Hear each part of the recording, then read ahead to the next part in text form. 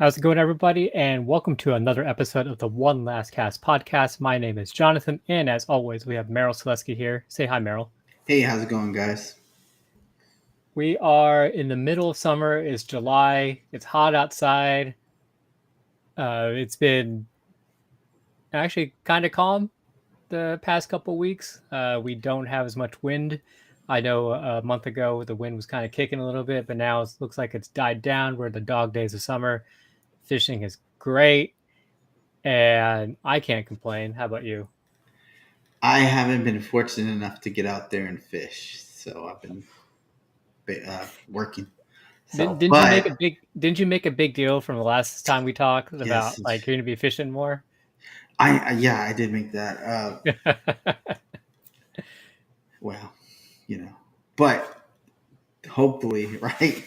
Like just setting up stuff so I can fish a lot more. And something came up and had to take care of it. So another big job came up. So it's like okay, after this job, take some time off and just do a lot of fishing. Yeah. And then I was planning to go yesterday to Bob Hall, but weather turned bad on us. But Florida's weather looking pretty nice, so I might take a swing there at the end of the week. So I'll try my luck in Florida. They Well, got better weather right now. bet But better weather and probably better water too. yeah, for sure. Not that dirty Galveston water. Yeah. Uh, Um, Anywho, hey, the water's been green to the beach for the most part the last few days. I know before July 4th, we had I know that week of July 4th, man, that wind looked like it was about to lay down. Green water's already to the beach. I thought that the surf was going to be fire, and the wind kicked up and kind of it made the surf not really that wadeable. It was mm, possible, but just it was a little bit difficult. People caught fish, mm. but I thought it was going to be one of those like flat ice cream days, and it just never happened. You can soak some croakers out there. Let those croakers. No, no, no. I ended up fishing inshore and finding some redfish, which we'll get to in just a second. But before we do, let me get a shout out to our sponsors at Knock and Tail Lures. If you're looking for soft plastics that Merrill and I have been using for quite a while, go to knockandtaillures.com. I'm still waiting for that new shrimp and the TPE soft plastic to come out, so I'm looking forward to that. Again, knockandtaillures.com. Also, Dirty South Kayak Anglers, a great Facebook group to talk kayaking and fishing with up and down the Texas coast. Search up DSKA or Dirty South Kayak Anglers on Facebook. Also, 4A Printing. Aaron does great stuff with our gear, towels and buffs and stuff like that. He can get you hooked up. Look up 4A Printing on Facebook. And of course, Brittany Solesky, Merrill's wife, she is a great real estate agent. And if you're looking for real estate here in Houston, either residential or commercial, give her a shout out. You can reach her at 281-740-0498 or brittanysolesky@gmail.com. Um, yeah, I've been on a redfish kick lately. I know maybe the past couple of years I've said that a lot that I've been on a redfish kick, but the past couple of trips have been actually probably the past couple months. I've been hitting up the a couple marsh systems, kind of learning them, learning the ins and outs a little more. And I a couple years ago I went on the GRS tour. Didn't do that well with a very experienced kayak angler and tournament angler. I learned a lot from him, and I'm just trying to put things right now. I'm trying to put things together, put more time on the water, and it's been interesting. I guess for you, and this is just going to be a generalized statement, so you can take it however you want. In your experience, when you're chasing redfish, do you prefer higher tides or lower tides? I like both. I like high tides and I like low tides. I just target different areas in those situations. Yeah, Um, I mean, low tides, you can see their backs coming in, especially when it just drops, right? Like when it was at a normal level or a high level and it drops, then you can catch them in those shallow lakes in the back or on the shallow flats, like moving. I also like catching them in deep water if you know where how to fish for them in deep water. because they're just the fight's a little bit different because they can push down on your rod versus just either going left or right because they can't push down in the shallows. But when you're in deep water, the fight's a little bit different, and I enjoy that fight. Most of the times I'm fishing deep water, it's like deep structure. So one over the other, I wouldn't. I don't know. I like them both. How about you? Yeah, so in a sense, I do agree. There are definitely a time and place, especially like bull tides when you have the super high tides. I really like going up into the marsh grass, like they're just back in the marsh grass area, almost like you're fishing for bass because they're just deep in the weeds and they're a little bit easier to see and you can catch it. You can most of the time hear them too. You can just hear them busting up behind some reeds or whatever. But more recently, I've been finding that I really want that low tide because especially last probably about 3 or 4 trips that I've been out, they've I get out there early. I figured out a pattern, especially in a certain area where in the mornings they're just blowing up on bait up on a shoreline, and I go over there, I see them, and I sit there, and they disappear. Like they're literally blowing up, and I get over there, they disappear, and I had to sit there for 10 minutes. And oh look, they're 50, they're 50 yards down the shoreline. I have to go over there, catch up to them, and then they disappear again. Oh look, they're 60 yards that way again. I have to, it's just back and forth, back and forth. Where you know, prior to that, maybe a month ago, I came out, and it was a lower tide. I could see them. I could see them blow up, and I can follow them. Okay, they're going this way, and I can see they're 20 yards ahead of me. I can get in front of them, and set up and cast and make that good cast and catch them. And then even whenever they disperse, because you catch one, you can see them reforming, down the down the shoreline, and then you can go catch them again. So like more recently, these kind of normalized tides, which is high, where I'm fishing at high tide, it's a lot more difficult because I only get, if I get lucky, I get maybe 2 or 3 shots at them. Where with the low tide and the same pattern, I'm getting 6, 7, 8, 9, 10 shots because I can more easily find them again. So It's I crazy. I guess I misunderstood your question, yeah, yeah, yeah, but yeah. yeah. But it's crazy how fast they move, and Oh yeah, especially it's like it's just crazy. Like when they're in the school and they're moving and they're feeding, and then you're like, okay, they should be moving this speed, and then before you know it, they're like they appear way on the other side, or like they run to the left or to the right, the opposite direction. How they change positions, especially in deeper like the deeper water where you can't really see them. Like that's always a that's happened to me a lot where I threw and I thought where they're going to be in, and then they're like in a totally different area, and I'm like, oh man, I gotta hurry up and reel because I just did a long cast, and then try to get on them, and then they're in a different direction, and it's like sometimes it makes it challenging. All your best bet is for waiting for them to come up high side the feet again. But I like throwing weedless in the grass lines when yeah. the tide comes up like that. Um, yeah, I just hook up the bait weedless and I throw it up in there, and that's I catch them all up in the grass, and I like that technique. They're pretty aggressive in the grass. Um, I like the white with glitter, something that mimics like small shrimp. If I can, that's the color I like throwing. How Yeah. about you? Is there a It, specific color you like in the grass, or? no, for me, it's I'm really more focusing on finding them, and uh, because in this for me, I think they're feeding. I think if you get the right cast, they'll eat whatever you put in front of them. Um, I know that's not all going to be always the case, but for me, it's just all about kind of finding them. But going back to like, how patient do you have to be? Because so 2 trips ago, I was in the same area, it's the same shoreline, high tides, they're blowing up, and this time it wasn't as high, and I could kind of see the outlines of their backs kind of going through the water. Um, and I'd get in front of them, like maybe 15 yards in front of them, and I'd cast, make a perfect cast, they wouldn't touch it, and I got real frustrated. Like I did this 3 or 4 times. I could see their wakes, and I would get, I'd get probably, I would cast 5 yards in front of them. They wouldn't touch it. And eventually, what I ended up doing was I'd paddle like 100 yards down the shoreline, get in front of them, and I see them coming, and I just make a cast on the shoreline and just sit there, and I just sit there, sit there, sit there. They'd come up, and then I just hop it, and then they would eat it right away.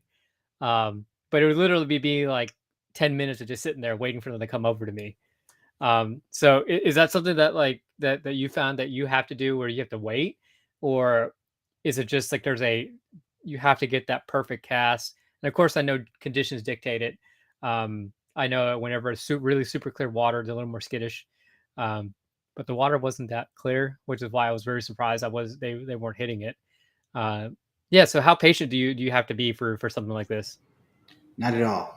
What you got to do here is you got to put on a certain loop. No, I'm just kidding. No, I'm just kidding. You got a 45-degree angle from the angle of the trajectory. No, I'm just kidding. No.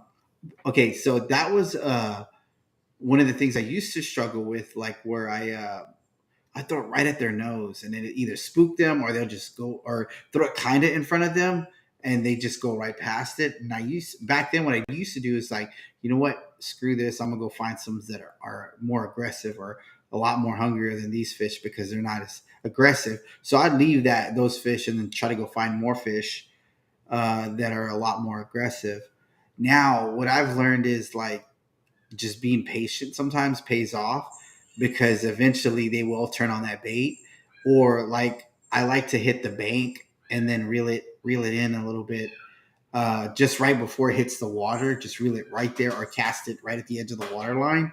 And as they're coming in, I'll act as like something coming into the water, and that's usually a lot more successful for the ones that are like closer to the shorelines. But yeah. Yeah, yeah. So one of the things, the actually one of the better things that I've found is, whenever they're up shallow like that, is just hitting that short line, and then just waiting for them to come up, and then just barely getting into the water. It just kind of plops in, and sometimes the redfish will just bust up onto that shoreline just because of that whatever that bait was just entered the water. And that's really cool because they're sometimes halfway out of the water or even like 3/4 of the way out of the water, and they almost like beach themselves trying to chase after that bait. And that's real cool to see.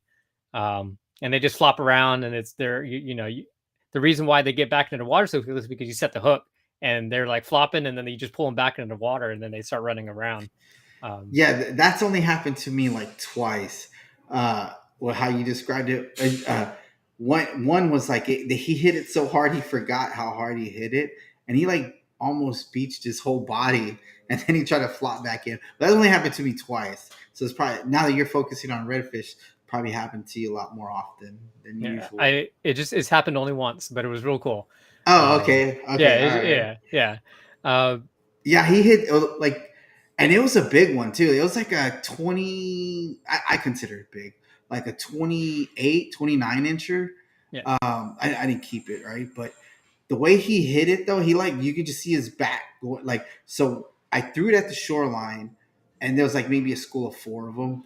And then, so the bigger one was in the back, and then it had like the other ones, and you could tell because I was standing on top and I was looking at you could see them.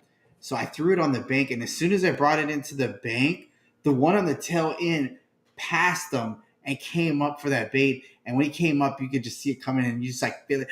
Oh, snaps! It's happening! It's happening! It's gonna happen! It's like just such a rush. But he hit it so hard, he beached his body, and he flopped back in, and I helped pull him. Good thing it was like slippery mud, and usually is always slippery mud, and I just dragged him back in.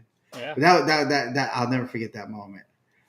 Another moment was when I was working at Topwater. One of the first time I started working Topwaters. Um, I forgot to set the hook, right? So I was working in Topwater and just watching them blow up. I just sat there and I was like, wow, that is so cool. I was like, oh man, I forgot that I was fishing. So I forgot to reel down and set the hook when he hit it. he hit it and ran towards me. So the slack in the line, and he was able to get off the hook after that. But I was just so amazed about how he ambushed that top water that I forgot I was fishing. But Yeah, anyways, yeah. I haven't actually. So far, it's all been soft plastics. I haven't done that yet, and maybe that should be next on my list.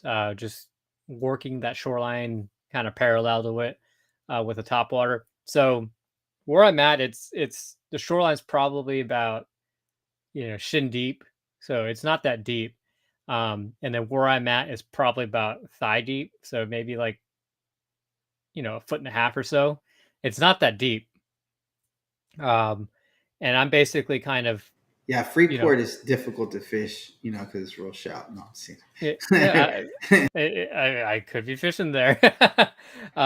Yeah, it's one of the things is like I'm finding definitely more of like using my paddle as a kind of push pull and pushing myself around, standing up and using the height to my advantage and kind of locating the fish.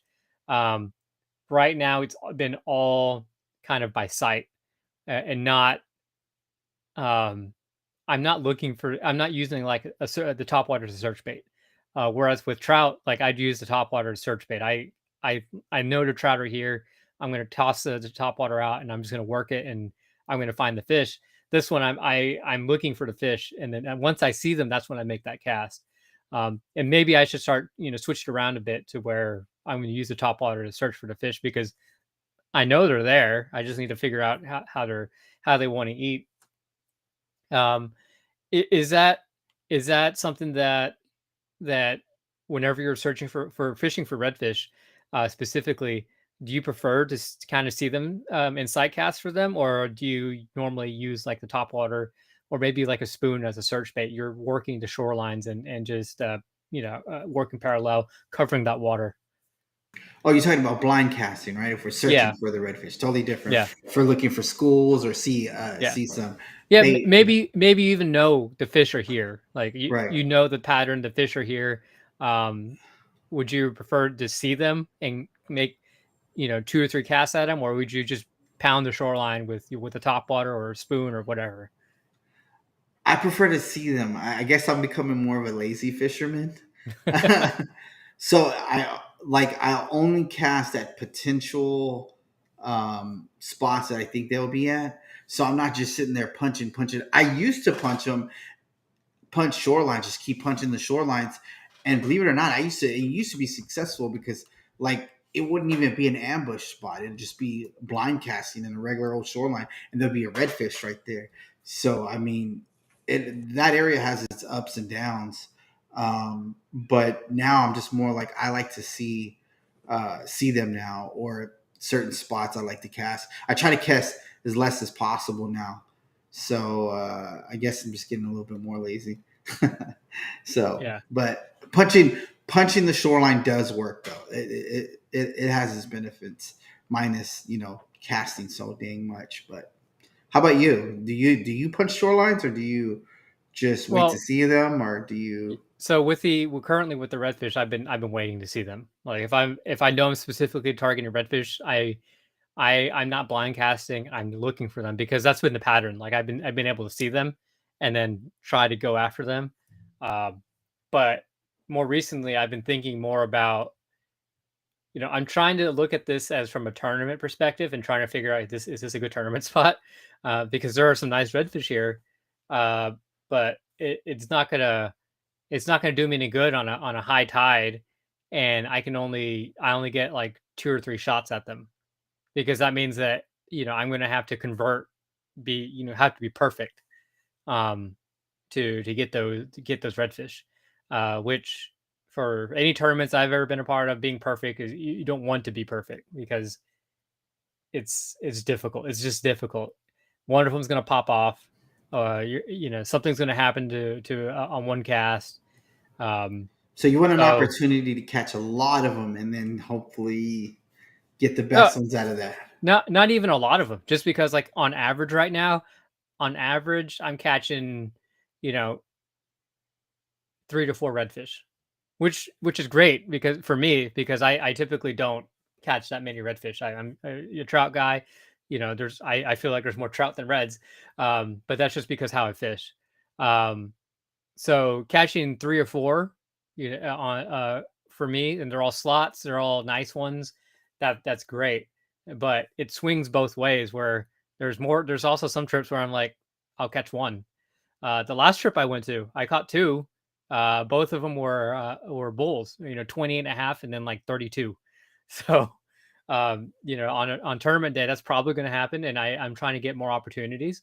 I know the fish are here, and I'm trying to figure out a way to catch them uh, whenever they're not schooling, or whenever I can't see them. What do I do at that point? Um, and actually, that brings up the another question that I have is, at some point. So typically for me, this has been a morning pattern. I'm out there probably at sunrise, 6:30 ish. There are redfish everywhere. By 8 o'clock, they're gone. Like I should take it back. They're not gone. The fish that I can see are gone. So they're not busting up on a shoreline Yeah, I was gonna anymore. say there's somewhere. You just Yeah, gotta. they're somewhere. So they're still somewhere. They're not cruising the shoreline anymore. I can't see them. They're not busting up bait. They're not being obvious. So in your experience, what would you do then? Mm, I would get a net cast net. No. Um, so I mean, I just keep looking. Like when I fish for redfish, it's more of a hunt, right? I won't spend too much time on redfish if I feel like if they're being stubborn. I rather I've spent like a lot of time like on redfish sometimes where they just won't eat. Like I mean, you literally like drag the lure over their face, and their mouths are just shut. And I'd rather at that time if I get a feeling right, I just go with my gut from here on out because there's no rhyme or reason for these redfish, and I don't think there's no right or wrong way. There might be, but for me there isn't. If I have a gut feeling that I'm wasting my time, I'm gonna go look for some more redfish. And I just follow my instincts from now on. That way, I'm just not like, man, I should have done this, I should have done that. But I'm like, I guess I'm at that point where I'm done beating myself up for making the good or bad call. And I've done it so many times that what's worked for me the most is that I actually just go find another school of redfish, or I just go look for some more reds somewhere else. Most of the time, if there's some reds there, there's some more elsewhere, and so I just try to find them, and I look for signs, and I look for the more aggressive sign redfish, not so much of just the ones that are cruising or just moving. So maybe like I give them like if they're not going to eat right away, maybe a handful of casts, and I feel like it's not the right one. I just keep looking for Yeah. them. Did One that of answer your the question? Yeah, Or it did. So one of the areas I haven't really explored as much of yet is that obviously there's a shoreline, so I know they're on a shoreline, and then there's this big giant open lake in the middle. Um, and on multiple occasions, I've actually caught them in the middle, but that's because like birds kind of show, they'll start diving, and it'll be like a school of like 4 or 5 of them chasing after shrimp. Um, but again, that's a very obvious sign that there's fish right there. But that also means that they will school up in the middle. Um, and whenever I can't see them anymore and the shoreline is devoid of any redfish, it to me it just means that they go out to the middle, uh, and they're just cruising around over there, or they're sitting somewhere. And at that point, it maybe that's when the searching should become in, like the blind casting, and just kind of work the water. Um, I really like using like a chatterbait, just because it just puts off so much flash and vibration, and I can cover water with that. one Um, specific that you like, chatterbait? I just buy the like a cheap chatterbait that I can find. Mm. Um, I forgot the brand. Um, I found some whichever one. It's like the jackhammer. Um, I have uh, one. yeah, I have one of those. Yeah. I I found them on clearance on Amazon. Oh, really? Uh, yeah, they were like, I know they're like like 10, $15 or something like that. They're expensive. They are. They were yeah, they were like $4 each. Mm. So I bought a bunch of them, and I have a few, and they work great. Um, and yeah, it's just all that. Whenever a redfish hits a chatterbait, it's an amazing feeling. Because like you just burn it, you're working it, burn it back, and it's all that vibration, Right. and your kind of your hand on the rod It's, gets numb a little bit uh, because it's just you can feel that vibration, and then whenever you feel that hit, it's like that hit is harder than the vibration, so it kind of just mm. jolts up your arm, um, and it's just amazing. So if you're ever out there, a chatterbait is great, and just get on that, get one bite on it. It just So I haven't used it for redfish. I've used it for bass, yeah. for chatterbait. But I mean, I remember Tommy Atkins. Was it him or somebody used to throw a white frog, and they used to crush the redfish with the white frog. Who Yeah, was I 80 I have Salinas? Was it 80 or was it Tommy? yeah, I don't know, It was one of but those I guys. I I wouldn't used, doubt it. And during those bull tides, I've done that once where my buddy was like, I got them yesterday on frogs because he had his bass boat out, and so mm, we went out there and we were just using was it like 50-pound braid and a heavy action rod, but the redfish are just all up in this grass, and they know that whenever they hooked up, they kind of dive into it a little bit and get you fouled up, and they pull off. So you need this frog so that you can, and 50-pound braid so you can just horse them back into the boat. One of the only times that I've ever boat flipped a redfish because you just want to pull it how out. how big was it that you boat flipped? Oh, just like they weren't like tournament size. I mean, they were like their slots like 24, 25. Like five, six But pounders. yeah, but it's real fun just to like kind of sit on the edge of the grass, and you just stand on top of a cooler and look into the flooded grass marsh area, and you just see like reeds just running, just grass moving around. You hear them busting up, Yes. and you throw a frog in there and just kind of throw it, just kind of pull it out, and they just hammer that. Yes. So That's cool. So I was speaking of frog, like what like is there certain tide movements or certain signs that you would throw a top water, a tail, a shrimp, or popping cork. Do you use popping cork? yeah, I should use it more often. I know it's very popular on the tournament circuit. It's not a natural part of my repertoire right now. But I have my pop and cork rod with a voodoo shrimp on it. Um, but again, it's like I I want to see them. So if I see them, I'll throw a I'll throw my plastic, the knock and tail lures, and just get it right in front of them. Um, and then I'm thinking that if I don't see them, I'm either throwing the chatterbait or the top water. I'm just working the water.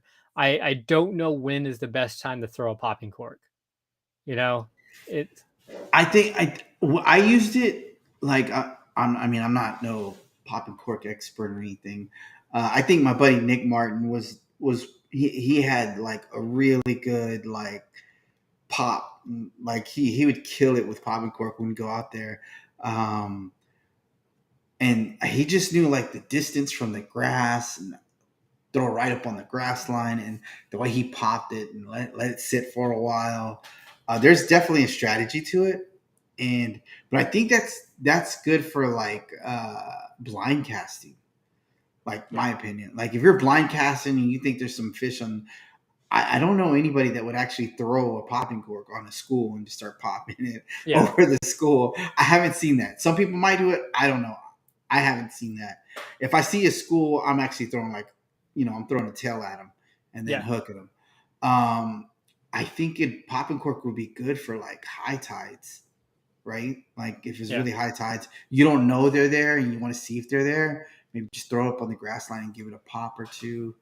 Um, that being said, what kind of popping cork do you like to use? Are you like a four horseman or are you like uh, you got your I, your particular one you like? What was the woody one that was like made out of wood? Like Yeah, in I remember those. I remember those. yeah, I have one Four Horseman popping cork because they're expensive. yeah, yes they I are. I found it in the marsh, and I'm like, oh, cool! I found it. I have my first Four Horseman. I found Yeah. one. Um, the ones that I have are actually again because I'm cheap. They're like the Billy Bay ones. I found they work really well. Mm. Um, but I found for like $1 on Bomber, clearance. Bomber has the. Yeah, Have I've you seen tried those? bombers. Yeah, That the one with the yeah, brass. It's got the yep, brass balls yeah, and the colors, and then the yeah, beads in it. yeah. Um, yeah, those are. Yeah, I know like the Four Horsemen that I have, it's real cool. It's real loud. Um, and it looks durable as heck. I just can't justify spending that kind of like was it like $10 They lose on color fast. They really oh do. I did yeah I didn't know. The color on them, it comes off like maybe every two trips, like most of the colors already peeling off. Mm. Maybe I'm popping it too hard. I don't know. It- I know one time a redfish actually ate the cork instead of the lure. Like he came up and really? busted the cork. Yeah, he ate the cork, and then when I brought it back in, you could see his teeth marks around the cork. Totally missed the bait, but he got the popping cork. And then height wise, like what is your standard? Like 6 inches, 12 inches, or depending on the Yeah, depth of the water you're yeah. fishing. It depends on the depth of the water. For the most part, the my standard on there is probably going to be because like again I'm a trout guy. It's like a foot and a half. Um, Oh yeah, yeah. That's a foot and a half, 2 feet. That's trout right there. yeah, that's trout. Yeah. Redfish is gonna be a little bit shorter. Oh yeah, yeah. So like I said, it's all different. And like I haven't used gulp yet, but I know gulp is popping cork and like gulp is a thing. Um, and I know that that extra kind of scent that they give off it really helps. Especially like in like really muddy water. Hmm. Luckily the areas that I'm fishing right now, the water is not it's not crystal clear, but it's not like dirty either. It's that kind of that green color, that trout green. Um, and Why do yeah, they it's call it trout green? I don't know. That's just a term that I grew up Trout are hearing. not green. That's not true. I've caught trout that it kind of got a greenish tint, like Yeah, it's on like their the backs. it's like that the silver purple and that in between color. Yeah, I've caught them. Um, I've caught some that were like has a really beautiful, like Clear Lake's got some really pretty trout that has a. Okay, so that doesn't consider fishing, right? Because I actually go on these spots like every day or every other day, so I check up on them, and every now and then, like certain times, they got this beautiful, like purplish, like metallic kind of thing to them, and then yeah, sometimes they're just gray. Or yeah. sometimes they got darker colors on them, Hmm. so, but yeah, you're right. But I think they call it trout green because it's when the water gets a certain green in the surf, and people go target in low winds, they go target trout in the surf. And That then that may be. That may I be. think that's what it is. If somebody knows why they call it trout green, go ahead and share, why they call it trout green. I think that's why they call it trout green. It's because of the That surf. sounds about right. But yeah, it's really cool because there'd be actually just last time whenever I was up on my kayak and I was just kind of pushing around chasing after this one school trying to figure out are they coming at me, are they going away from me, um, and I'm just kind of like peering my head and I look down and there's this nice slot redfish is swimming next to the kayak. I'm like, oh shoot, it's right here. And I think at that point he already saw me and I tried to like pitch in front of it and he just jetted off at that point. Um, but yeah, it's like you could have you could stand up, you could know what you're looking for, and sometimes you just miss them and they're just right in front of you. So I've been in Port O'Connor where they're like, he saw me and he just like moved a little bit. And then I threw the lure and he just ate it right away. Like but he didn't go that far. Like he saw me in the kayak, he swam right by me and he just like kind of did one of those little swims, like maybe, I don't know, 3, 4 feet. And then like he was done. Like, he didn't want to swim no more. Like he just started cruising again. dirt right in front of him. He ate like that. Um, that was a unique redfish experience because it was like in high pressured winds. My go-to in high pressure winds are either deep water or these back channels and canals. I don't know why, but for some reason, maybe it's lower pressure in the smaller areas of water. They're not getting a lot of pressure in those areas, but they're a lot more aggressive in the back canals, channels, creeks in high wind, high pressure days. Yeah. As far as tournament redfish, I don't know. I'm not a good redfish tournament, but as far as catching redfish, yeah, that's been my my go to. Um, I don't know if I use particular baits for. I do have one bait that, and it's the in like kind of like mid to murky water is a roach with the truce tail, the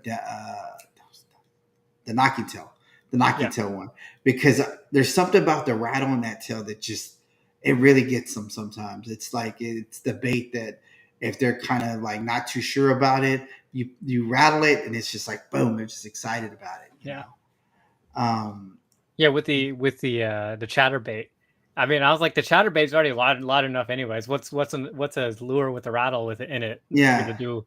So I put that on there, and it just I think it's just like super loud, super obnoxious, kind of piss right. them off, Yes, yes. or they'll find him. I don't know. Yeah, yeah.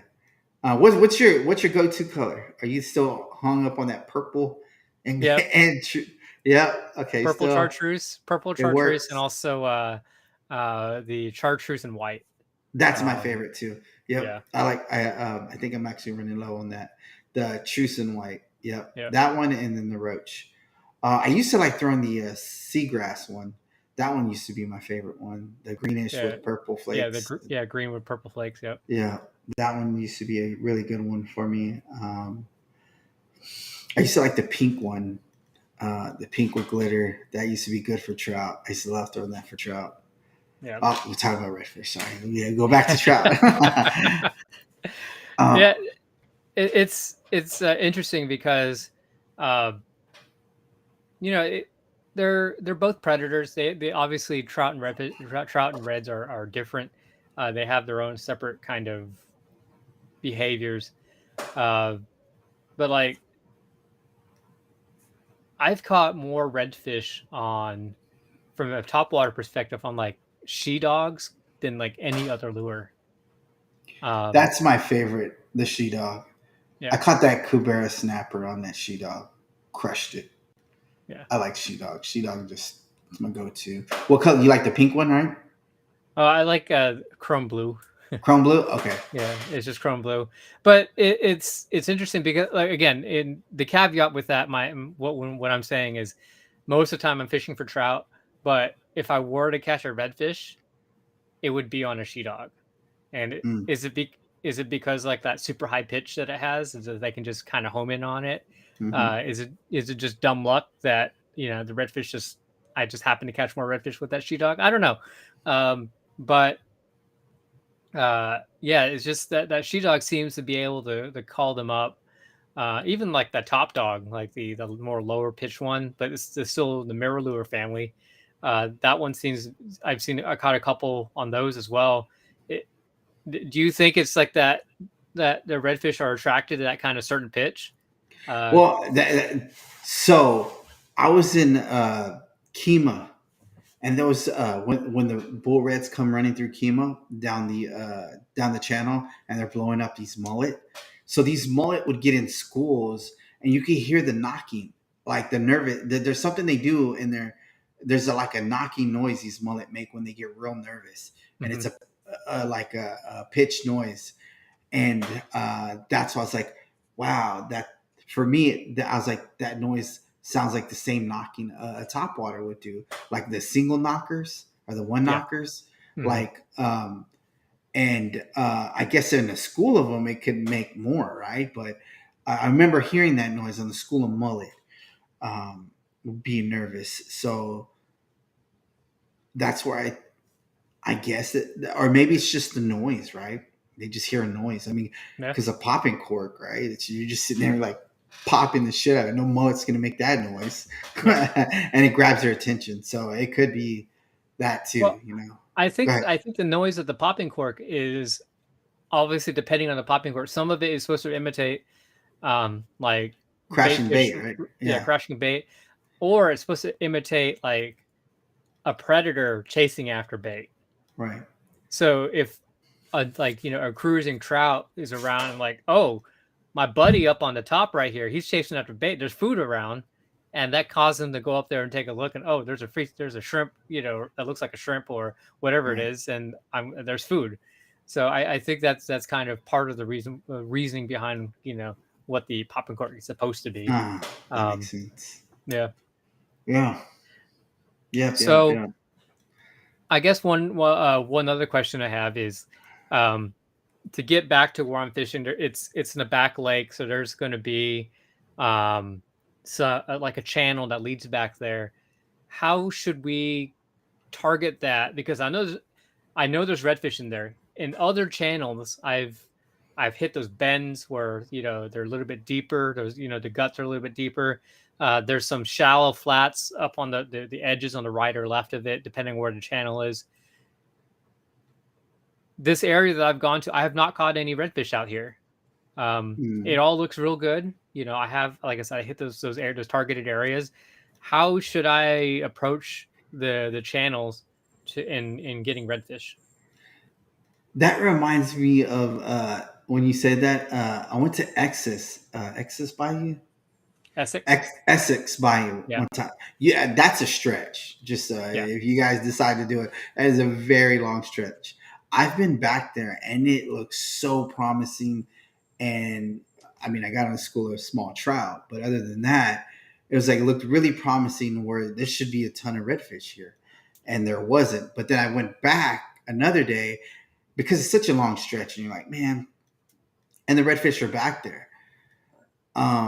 So it's a little bit of homework, right? So if you know where the bait's at, the redfish should be close by. If there's a ton of bait, like the right size bait, like there's certain baits to look for that they like, and if those baits are in that area, I feel like the redfish would be uh, should be close by or somewhere near because um, most of the time I've been to these back lakes and there's no bait, there's no fish. But when there is bait, there's fish somewhere. You just got to find them. yeah, So if I don't see any bait there, I'm 9 out of 10 times I'm just turning the yak around and going somewhere else. yeah. Um, So a lot how of would I? times, Oh, yeah, I I thought it was saying was that a lot of times the bait that I've been seeing, they're not actually out in the channel. They're in the back lake. So, uh, but there's been a couple times whenever like I get to the entrance of the back lake and there's this kind of flat that's out there, and mhm. I'll see redfish cruising because like you said, there's bait around. Um, I'm just talking about like what you're probably going to answer, Yeah, like how to yeah, how to yeah. target that front area. Yeah, that's what I was So going to get into that. So, like, if I know there's bait there, so how I would do that is I'd actually come up to the mouth and I actually work the mouth before I go into it because sometimes those redfish will stage at the mouths of these lakes before you go in. So, last thing I want to do, because it's happened to me numerous times, where I go up into the lake and not cast, and then I spook a school of redfish or I spook redfish that are actually staged at the mouth. Because usually, if they're staged there at that mouth, they're aggressive. They're hungry. They're waiting for bait to come through. Even though there's a ton of bait behind them, they're still being lazy and they're waiting in the mouth of that lake before you get into that lake. So, I mean, it's been successful most times is casting right before I go in.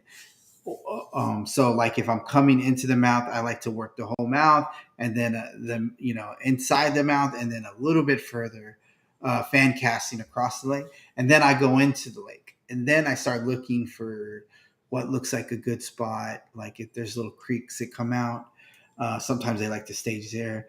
And I'm looking for more of those staged redfish because I know they're aggressive. I look for crashing bait. I look for a blowing up bait. Specific kind. I think I'm pretty close on determining whether it's a flounder or a redfish blowing up a shoreline. It's a different kind of ring to it. The way they bust the bait up. Um, and I won't go hit up a shoreline if there's flounder and I'm trying to hunt for redfish. I'm like, oh well, wrong species. I try to target the redfish. But sometimes, if I'm just fishing, sometimes I'll try to do a couple casts on those flounder when they're aggressive like that and take home a couple of them. But that's how I target. I'd work my way, and either I'll go left or right, depending on how big it is. And I kind of work my way around, and every now and then I'll throw towards the middle of the lake. So I'll work the shoreline, and then I'll do a cast. Boom. Work the shoreline, and I'll throw maybe one or two casts because I've been successful that way. I've been successful where I actually target the shoreline and then turn around and then bam, I'll catch one. And then I'll cast a couple times and then I'll turn around and bam, catch another one in the middle of the lake. Or sometimes I'm catching them along the shorelines, right? So, but I mean, it doesn't hurt like if you're not being successful punching the shorelines. And when I'm working the shorelines, I'm maybe just right at the edge of my cast. I'm just right at the edge of my cast. So 25, 30 feet is usually how I cast. I can cast further if I got the right reel, but I kind of like to be a little bit closer. I know some people, they like to get right up on the shoreline and they cast right down the shoreline parallel to it. I don't do that. Not that I it's feel not like it's not that it's not successful. I just don't do that. I feel like you would burn the shoreline too. Right. If you're right up on it and they're coming down, if they get past you, they're going to run into you and they're going to be spooked. Right. Whereas if you're off the shoreline and you cast at them, at least if you pull them out, it kind of you can pull a fish out and hopefully that school will stay together. So Yeah. Yeah. Yeah. So so punching it like is kind of, I'm not, like I said, I like more like of working it at a certain angle. With the respect to wind, right? So the wind plays a factor. Um, I like to work hard and then come back easy. So depending on which way the wind is, so I'll work hard and come back easy. Um, or sometimes it's like I'll just stick to the protected shorelines. yeah. And if I'm not getting anything on the protected, and then I'll hit the rough side. Sometimes the rough side works. Most of the time, the protected side works for me on fish. But I try them both out, see what happens. Well, I think Whatever. I think Go ahead. like the protected sides, it's just easier to work. Mm, Whereas on the windblown side, you're kind of getting blown up with this from the wind and the waves. right. I will say that one of the times I was out there on, it was actually the first time I was out there. It was during the winter. Yeah, it was late winter this year. It was real windy. Tide was super low. I already seen redfish and caught a couple on the flats because I could see them. Um, and I like backlashed on a cast. So I was sitting down and I was kind of picking it out and I drifted towards the shoreline, one of the windblown shorelines. And I got myself, I picked it out, I looked up and this wave came up and there was like three redfish in it just swimming down the shoreline. And so I started working the shoreline and it was really difficult because, I was getting beat up on that shoreline. It's like, 15, 20 miles an hour winds. Um, and, and I managed to catch one because like another wave came up and I saw him cruising. And so I just pitched in front of him and I caught it. But it was just so difficult to Nice. kind of sit there or work that shoreline because I had to keep watching for the waves and make sure I didn't like flip over or anything like that. Mhm. So I ended up going back to the other side of the lake where it was much calmer and there's fish over there too. Mm. But it was just, yeah, it just seeing like three of them just swimming in a wave, Right. Just cruising. They're riding the wave as it comes down. Yeah, No. yeah, That's pretty cool when you see yeah, them like up when the wave comes up and you just see them right there, especially in the surf and you're fishing and you yeah. see them come up Oh in the yeah. wave. That's Oh yeah. pretty It's cool. really cool too in the surf whenever the water's super clear and you're bringing your lure in and the wave comes up and you see like a trout coming up behind it. Oh yeah. Oh yeah. That's pretty Yeah, cool. But there you go, talking about trout again. No, it's I okay. know. It's so difficult. I this year is Oh, I so don't tell know. us about that messy little what was it? 6 trout and 3 reds. That little Oh messy yeah, stringer y'all got. Well, how did that go? yeah, What happened? yeah. Tell us that Yeah. journey. We were. I was in the back. Like we were actually we were my buddy. I took my buddy out there, and I was like, we're gonna get on some redfish. We'll give it a shot. And I think I think it was because I brought somebody out there. Like I was trying to trying to play guide a little bit. Like I really wanted to let him have a good time, and I wasn't as patient. And I'm like, they're here. We found them. Like again, they were busting up bait, and we'd run over, and then they disappear, and then they'd show up, 50 to 100 yards down the shoreline. So I was running around like crazy, just trying to find these reds. And my buddy Anthony, he just sat in one spot, and he's like, I just waited for them to pop up, and I just cast it at them. So he had a much more patience, a lot more patience than I did, and he caught those redfish. Um, and then that tide started coming in, and we found at the entrance of the lake, we just started catching trout after trout. Lost some good ones. Like they would hit, and they would use the current and just run past us. And by the time you kind of set the hook, they'd come up, and there'd be a big, you know, 22, 23-inch trout, but they had so much slack in the line that they would just throw the hook. So, um, yeah, we lost some good ones, but we ended up just, finding the redfish. The redfish disappeared. Um, and we went to the mouth, and the tide was coming in. There was so much bait. Um, there were just mullet every so often being blown up on. There's ladyfish busting up bait too.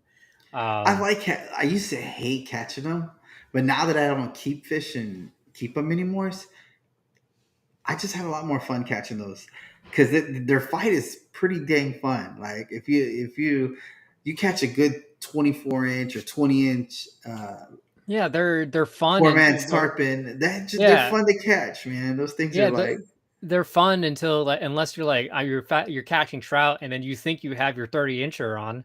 yeah, Um, shit.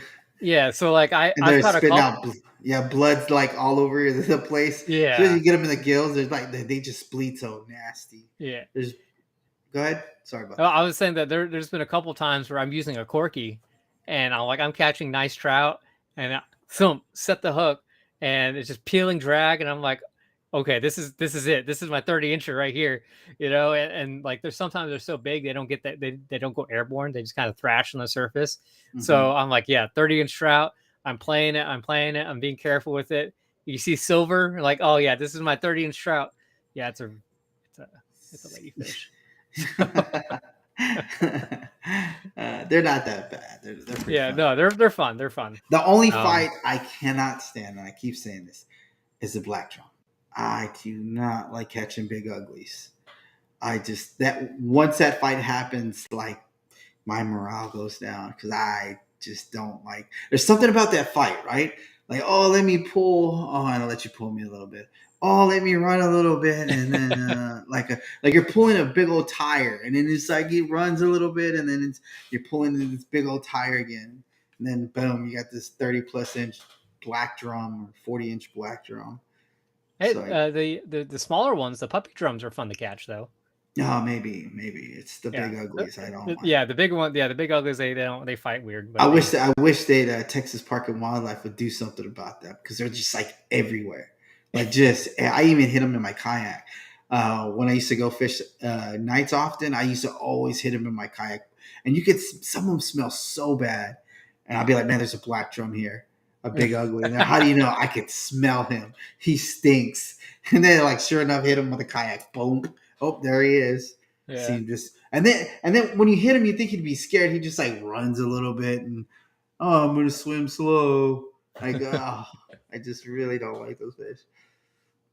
Yeah, we Moving. actually, speaking of finding fish, and they kind of smell. We have Renee in the comments. The gar have been driving out my reds in one of my spots. Are you seeing the same thing? Uh, We've been having that issue for years. I've seen that over the last 10 years. I don't know. We used to not have that many gar where I used to fish at for redfish, and then all of a sudden it's just like I wish we'd regulate these things because they're everywhere now. I mean, and they eat trout. They eat redfish. I don't care what anybody says. I seen one in a light attack a trout, like just straight up eat and attack a trout. Grabbed it with its mouth, shook it, and crazy. It's a crazy thing. Yeah. Especially seeing it at night.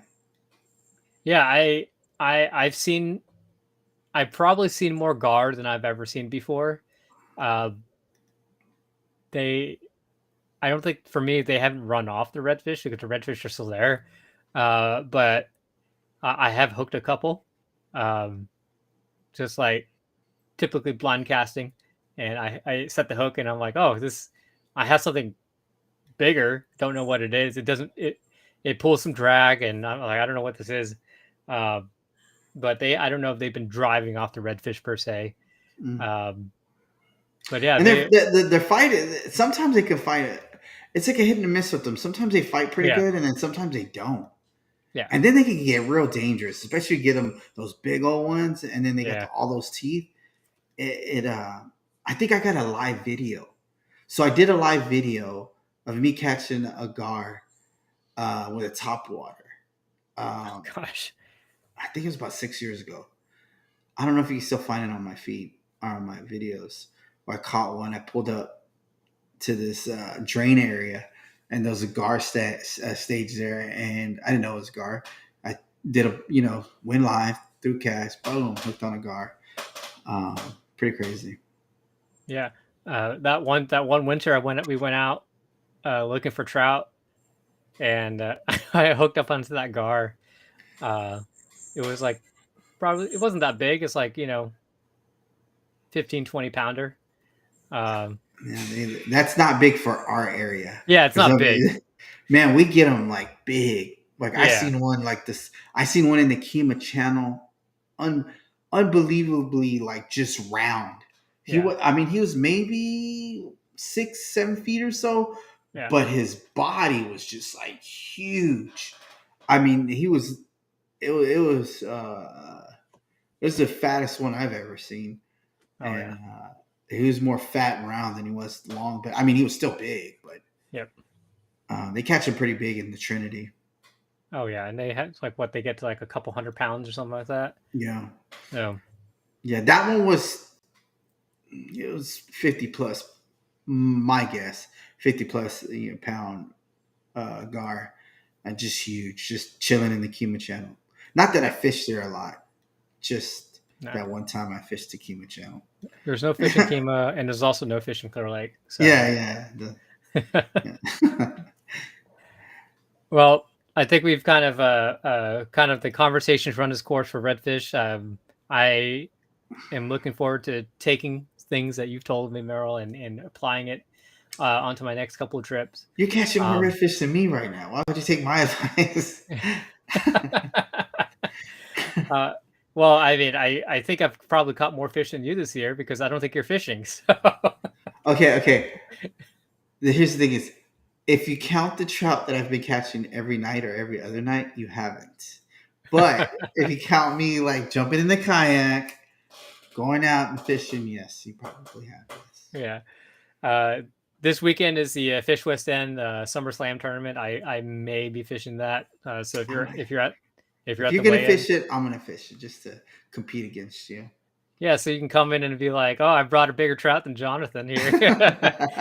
5 minutes before weigh-in closes. Yeah, I'll wait. I'll sandbag too. Just wait for the last one. Yeah. Yeah. So if you guys are out there, I believe it's at Sea Isle for the weigh-in. If you're fishing it, come say hi. Not 100% sure if I'm going to fish it yet, but I'm planning on it. And then looking forward to another tournament in August. I forgot I think it's the Outdoor Boys charity tournament. As at Waterman's. I forgot the date. I think August 12th, maybe. That sounds about right. Oh, you can look it up, but that's another tournament I'm looking at. I also know that there's a kayak tournament series about to be launched sometime next year. What? Maybe this year or sometime next year.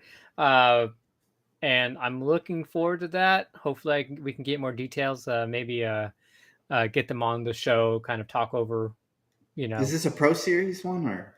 I don't know. It just recently popped up. Hmm. So I think Jeff Slinguff, he's kind of spearheading that. So I don't know, or I think he is. He's a Uh, good red fisherman, really good. yeah, yeah. So he's kind of I think he's spearheading that, and I'm just excited just to have another tournament catering specifically to kayaks. So, um, but yeah, for those of you guys who are listening, thanks for listening. We're on. We try to be on every other Tuesday. I know recently we've kind of been on every month. Um, I would love to hear you guys your thoughts on what content we should do. If you give us a ring on our Facebook page at facebook.com/one last cast podcast. You can send us an email, one last cast podcast at gmail.com. And yeah, just come and join us. Like I said, we're live every Tuesday. We have a good group of people on here just chatting, talking, fishing, um, and join our live stream. And before we sign off, kind of give another shout out to our sponsors, Knocking Tail Lures, knockandtaillures.com. Looking for some great soft plastic, go and find them there. And also Dirty South Kayak Anglers, another great group fishing and kayak fishing group on Facebook. Search up Dirty South Kayak Anglers. 4A Printing, Aaron does great work on buffs and his towels that we have. So look up 4A Printing, and also Brittany Solesky if you're looking for real estate here in Houston. Does she also do Corpus? Because I know you're kind of shuttling between the two. So, Uh, I don't. No, she doesn't do Corpus, but okay. So I think she's thinking about getting her license or the MLS for Corpus because we do so much business in Corpus. So like we buy a lot of properties there. yeah, So I think she might be, but okay. But yeah, for right now, just Houston. If you're looking Houston, for right, real right. estate here in Houston, give her a shout at 281-740-0498 or Brittany Seletsky at gmail.com. Merrill, I'm going to put you on the spot again. Any kind of last nuggets of wisdom? It doesn't have to be like anything important, just any nuggets of wisdom that we didn't get to today. Yes, patience. Redfish, you have to have patience, and it's something that takes time. Um, I know it frustrated me many years where I just like I hate red fishing, but it's just one of those things that it's definitely experience. Redfish is one of those species that you have to have a lot of mistakes to make the right choice and the right decision to hone in your craft. There's not one way to target a redfish. You're just going to have to go out there and write your own story and learn your own techniques and learn your own way. But it's going to be, you need a lot of patience. You need a lot of patience for these redfish sometimes. See, that Yeah. wasn't so hard, was it? Yeah. That was from the heart because that's what That's from the I heart. went through that. That's what I went through. I was like frustrated, like, dang redfish. Right. Yeah, don't worry. Next time we'll bring up we'll talk trout. Be back All in our right. element. So. Or maybe offshore, right? Because I'm planning to go to offshore this weekend. Yeah, Or yeah, maybe this week. I might go Friday or Thursday or something. yeah. Oh Get yeah, they have that group outing on July 9th, I believe. Tomorrow? Is it tomorrow? Yeah, I mentioned it earlier. It got canceled. Oh, I was okay. planning to go tomorrow, Hmm. but the weather's like picked up. We got 2 to 3 foot swells, maybe more. So yeah, Yeah. So I guess Blake Colburn is leading that up. Go to Texas Kayak Fisherman, search up the offshore outing. You can find the updates there whenever they're going to reschedule or the next dates they're going to do it. It's a real cool opportunity if you've never been offshore or have limited offshore experience to go with experienced people. So again, go to Texas Kayak Fisherman and search that up.